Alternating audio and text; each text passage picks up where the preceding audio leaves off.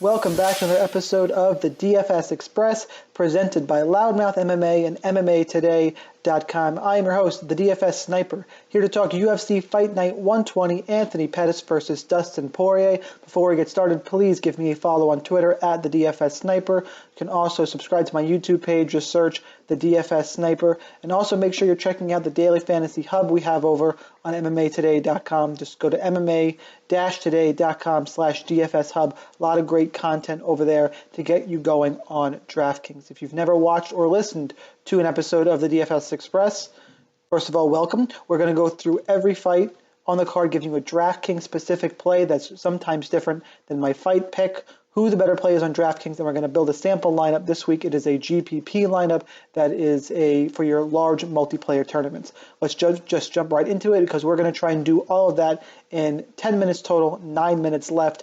Main event, Anthony Pettis versus Dustin Poirier. I like Dustin Poirier a lot. He's 8,000, small underdog, plus 105. I think he's clearly the more active fighter. Pettis is on the decline.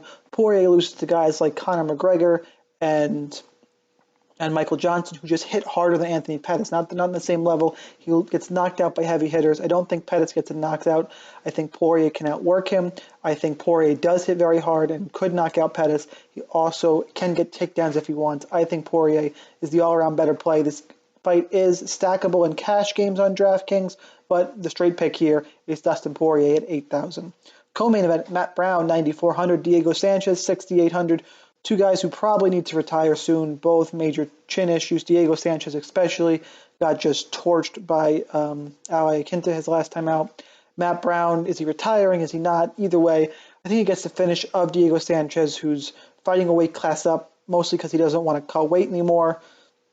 I think this should be the swan song for both of them. It's probably not. I like Brown to get a finish. I'm not going near Diego Sanchez.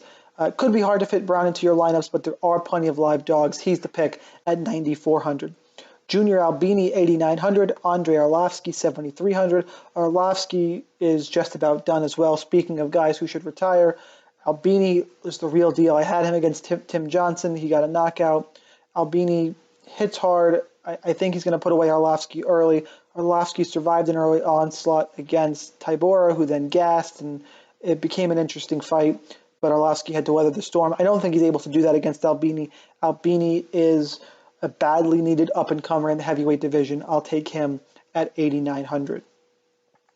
Cesar Mutanche Ferreira, 9,100 against Nate Marquardt, 7,100. Both guys are really chinny, and for that reason, I'm going to lead towards the price savings. Marquardt is 7,100. Ferreira was just in that boring decision against Theodorou. He had been knocked out a few times. He won a few fights leading up to the Elias Theodorou fight. Before that, though, he'd been knocked out a bunch and fighting more cautiously. He might get away from that here, and Marquardt hits hard. He also has an underrated ground game. The line is just off in this fight. Marquardt is a big underdog, and I don't think he should be. So for the price savings, I'll take Marquardt at 7,100. Rafael Assunção, 9,300. Matthew Lopez, 6,900. Assunção, highly skilled, but a guy who will drive you crazy. He fights down to the level of his opponents. He is a split decision king. I can't go near him at a bet. 9,300. It's not that I love Matthew Lopez. He has some wrestling. I think it's too big of a jump too soon. It's just I'm so against playing Assunção this week that the better pick for DraftKings, if you want to go that route, is Lopez at 6,900. Joe Lozon, Clay Guida, 8,100 apiece. Really close, fun fight. Both guys towards the end of their career. Joe Lozon is going to come out and try and blitz you. Clay Guida will out-cardio you. It comes down to, does Lozon get a quick knockout? I think he does. He also, even if he can't get a quick finish against Guida will try and push him up against the cage or get a takedown in the late rounds. Lozon has a very good ground game and could find a sub there. Guida's been choked out in the past. So multiple paths to victory make me lean towards Joe Lozon at 8,100. John Dodson, 8,300. Marlon Moraes, 7,900. I'm going to go with Dodson here. That he's a flyweight an elite flyweight who just couldn't beat Mighty Mouse. He goes to 35. He has a speed advantage over everyone. And people forget he hits pretty hard for a guy in the lighter weight class. Moraes coming off of an inactive loss to Rafael Assunção. last time out, coming from World Series of Fighting with a ton of hype. I'm just not a believer in Moraes. And I don't think he gets it done here against Dodson. I don't think he's going to be able to catch him. And he might even do something silly, and you leave yourself open to Dodson, he can knock you out. So I think Dodson is the better play at 8,300. Tatiana Suarez, 9,200. Viviane Pereira, 7,000. Pereira is the better play here for me, 7,000. Another situation where the line is way off. She's a plus 250 underdog as of now. Suarez is one-dimensional wrestler, won her season at tough, but to do it, she beat Amanda Bobby Cooper. Hasn't faced any competition. Pereira is tough. She's more well-rounded, and if she can just take away the ground game of Suarez, she should cruise to a decision here. 7,000 isn't that big of a price tag to pay off, although I am a bit concerned with the volume. Suarez isn't totally out of play because if she wins, it's going to be a grappling-based decision, which we know can pay off well in DraftKings. But personally, I think the odds are off here, and I'll take Pereira at 7,000. Sage Northcutt, 8,500. Michelle Quinones, 7,700. I am back and forth in this fight. Northcutt, we know, is not very high level. People seem to keep forgetting how young the dude is as he's making this run up and down. Win over Marin, who almost got subbed by, lost to Mickey Gall, people don't believe in. Michelle Quinones, though, last time out got just blasted by Jared Gordon. I'm leaning towards the price savings at 7,700 right here. This is a fight I'll probably keep on waffling on right up until fight time. I like the savings on Quinones and Northcutt. Going off the Team Alpha Male, I need to see it before I really invest any money into it. So for that reason, I'll take the savings on Quinones at 7,700.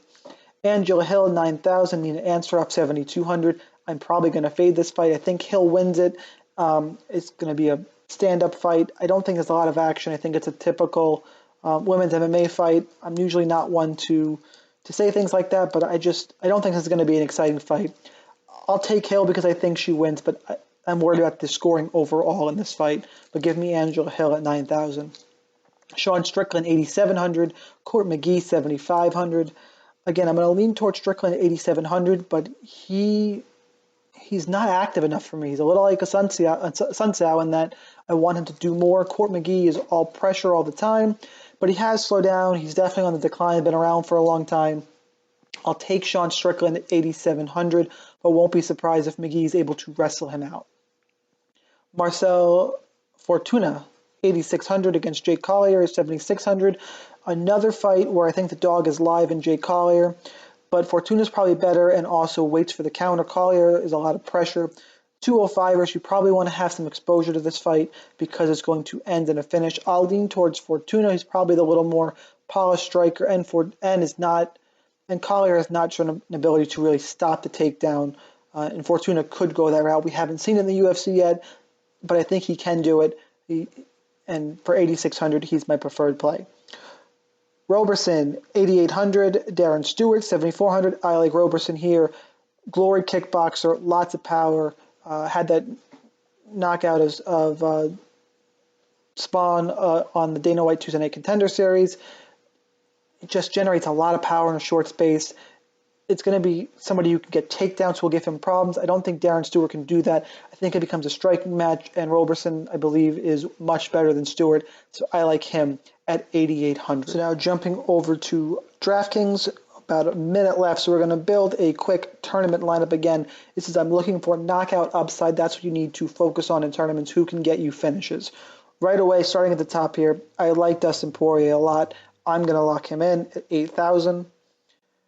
We're going to see if we can fit Matt Brown at 9,400 because of that chin of Diego Sanchez. And again, Albini at 8,900 because Arlovsky's chin is shot. So we've actually taken 3 fights really late in the card, which, I mean, it worked last week at 217. Usually, though, tournaments, you have some success paying down. I'm down to needing 7,900 a fighter, so clearly need some savings here.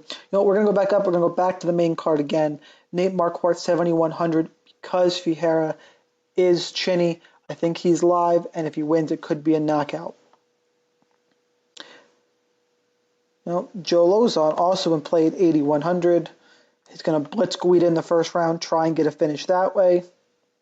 Going to come and sort by salary for our last position, 8,500. Sage Northcutt, you could go. I'm going to go with John Dodson again. He does hit hard for someone in the bantamweight division. And again, I think he's just too fast for Moraes and going to cause an issue. So here is a tournament lineup we have just built. Dustin Poirier, Matt Brown, Junior Albini, Nate Marquardt, Joe Lozon, John Dodson. That's it for this week in the Scramble, guys.